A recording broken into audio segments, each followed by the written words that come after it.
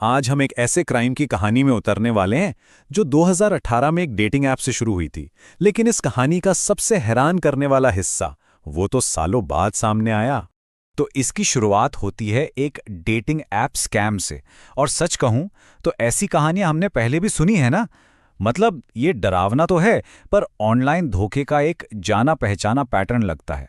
एक ऐसा जाल जिसमें न जाने कितने लोग फंस जाते हैं।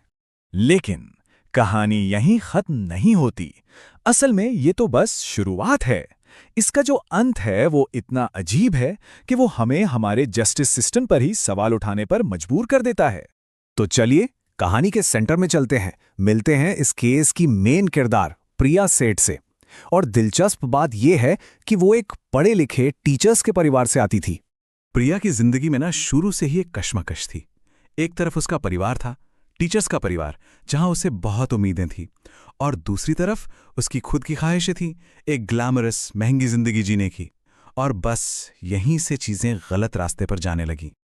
अब अपनी इन बड़ी बड़ी ख्वाहिशों को पूरा करने के लिए पैसे तो चाहिए थे। तो एक शॉर्टकट की तलाश में प्रिया की नजर पड़ती है एक अखबार के ऐड पर। रोज 10,000 कमाए, कोई क्वालिफिकेशन जरूरी नहीं। और बस इसी एक ऐड ने उसकी जिंदगी की पूरी दिशा ही बदल दी। तो प्रिया ने अपना एक तरीका बना लिया था। वो डेटिंग ऐप्स पर अधेड़ उम्र के आदमियों को टारगेट करती, फिर व्हाट्सएप पर लड़कियों की तस्वीरें भेजती, होटल बुक करवाकर एडवांस पेमेंट ले लेती, और फिर कोई ना कोई बहाना बनाकर पैसे लेकर गायब हो जाती। Phone switch off. मतलब ये कोई छोटा मोटा धोखा नहीं था, उसने एक पूरा सिस्टम बना रखा था। तभी तो उसे कैटफिशिंग क्वीन कहा जाने लगा। पर ये छोटे मोटे स्कैम्स, ये तो बस शुरुआत थी। प्रिया का खेल अब बहुत बड़ा और बहुत ज्यादा खतरनाक होने वाला था। जरा इस टाइमलाइन को देखिए। 2014 में एटीएम लूटने की कोशिश में पकड़ी गई, जमानत मिल गई। 2016-17 में धोखाधड़ी के लिए बार बार गिरफ्तार हुई, पर हर बार बच निकली। 2018 में तो उसने अपने एक्स बॉयफ्रेंड को ब्लैकमेल तक किया, फिर से गिरफ्तार हुई और सिर्फ 5 दिन में जमानत। इससे एक खतरनाक पैटर्न साफ दिखता है। वो बार बार पकड़ी जा रही थी और हर बार सिस्टम से बाहर आ जा रही थी। ऐसा लगता है जैसे कानून का डर उसके मन से बिल्कुल खत्म हो गया था। और फिर अप्रैल 2018 में प्रिया की जिंदगी में आता है दीक्षांत कामरा, 20 साल का एक मॉडल जो 25 लाख के भारी कर्ज में डूबा हुआ था। और यही पैसों का प्रेशर उनकी अगली और सबसे खतरनाक साजिश की वजह बनने वाला था। तो अब सीन में आता है टिंडर मर्डर प्लॉट। दीक्षांत का कर्ज चुकाने के लिए प्रिया एक प्लान बनाती है, एक अमीर आदमी को किडनैप करने का। एक ऐसा धोखा जिसके दांव पर अब किसी की जान लगी थी। अब देखिए उनका टारगेट कौन था और हकीकत क्या थी। प्रिया को लगता था कि उसका टारगेट विवान कोहली है, एक बहुत अमीर बिजनेसमैन जिससे वो 3 महीने से बात कर रही थी। उन्हें लगा कि इससे मोटी फिरौती मिलेगी, पर असलियत में वो आदमी था दुष्यंत शर्मा, एक 28 साल का मिडिल क्लास इंजीनियर जो अपनी प्रेग्नेंट पत्नी को धोखा दे रहा था। मतलब उनकी पूरी की पूरी साजिश एक बहुत बड़ी जानलेवा गलतफहमी पर बनी थी। तो 2 मई 2018 का दिन तय होता है। प्रिया पहली बार मिलने के लिए बुलाती है। दुष्यंत अपने घर पर काम की इमरजेंसी का बहाना बनाता है, ये सोचकर कि वो एक डेट पर जा रहा है। उसे जरा भी अंदाजा नहीं था कि वो असल में एक मौत के जाल की तरफ बढ़ रहा है। तो अब बात करते हैं उस रात की। क्या हुआ जब दुष्यंत उस जाल में फंस गया? एक नाकाम फिरौती और एक बेहद क्रूर अंत। जैसे ही दुष्यंत प्रिया के फ्लैट पर पहुंचता है, दीक्षांत और उसका दोस्त लक्ष्य उस पर घात लगाकर हमला कर देते हैं। उसे मजबूर किया जाता है कि वो अपने परिवार को फोन करके 10 लाख रुपए मांगे, पर उसका परिवार वो इतने पैसे नहीं दे सकता था।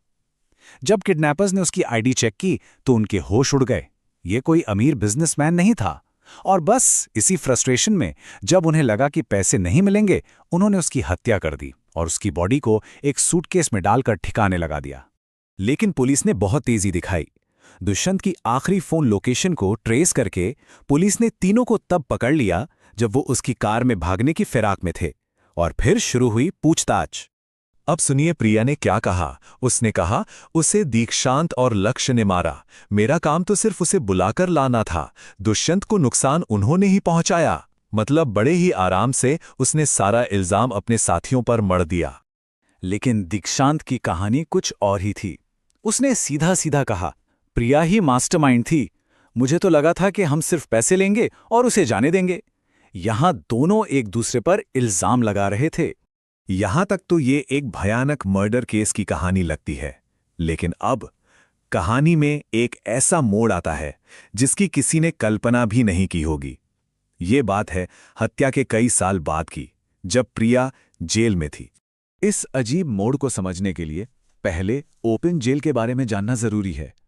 ये एक तरह की मिनिमम सिक्योरिटी जेल होती है, जहां कैदियों को बंद कोठरियों में नहीं रखा जाता।